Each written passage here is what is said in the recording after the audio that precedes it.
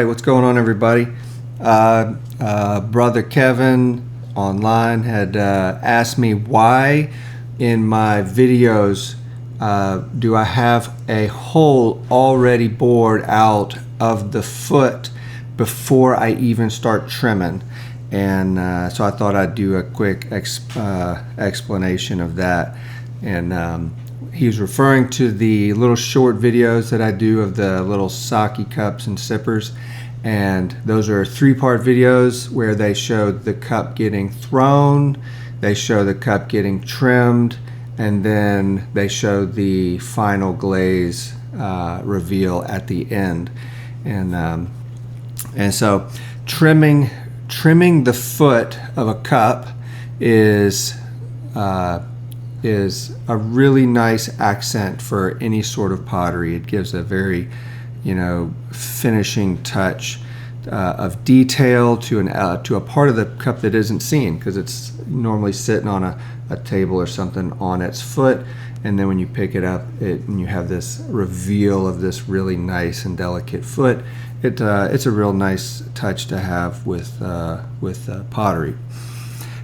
Anyways, trimming the feet is difficult because you don't know when you're going to trim through the bottom.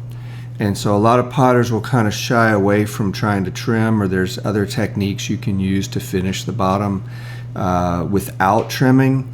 But when you get into trimming, you're trimming down into the foot and you never know when you're going to go through. And so there's this anxiety, you have to go slow, you can do different techniques, listening to the hollow sound of the foot to kind of know when as it gets thinner, it gets a higher tone, a higher tone in the tap. And so there's all these very uncertain techniques, but it definitely slows the process.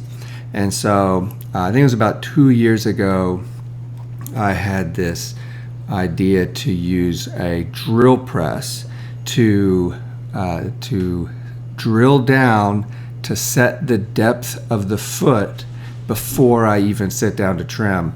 And that was a game changer in terms of productivity when it came to producing these cups.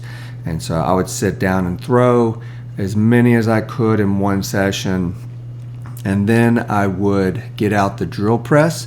I would set a screwdriver, little small miniature driver, through the table of the drill of the press, and then I would weight it using some washers and some clips, so that the screwdriver can remain mobile, so it'll pivot.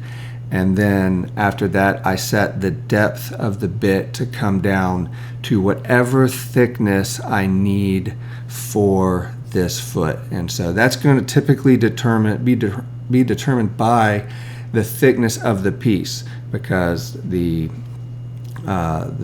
say the most important element of it is to get them to be about the same thickness. For the sake of drying. So you want the piece to be able to dry consistent. That way you don't end up with more problems down the road with cracking and things like that. So anyways, I will set that depth, and then I'll take the cup and I'll drop it on top of the driver so it sits on the handle, and then I swing it up into place. And the press I have, it's a very inexpensive one, but it's got the little light laser lineup, and I just get a good visual lineup in the foot, and then I pull that lever down, and then it stops the same every time. And that way, once I go to set it on the wheel to trim, I can just really go down as quickly as I can to that level, and then I'll start shaping whatever kind of foot I feel would fit the piece itself. So anyways, I'm pretty sure that's everything you would need. If if you got any other questions, feel free to shout out, and I think next week I'll be getting into another batch of cups, and so I can always do a more detailed approach then. So anyways, take care.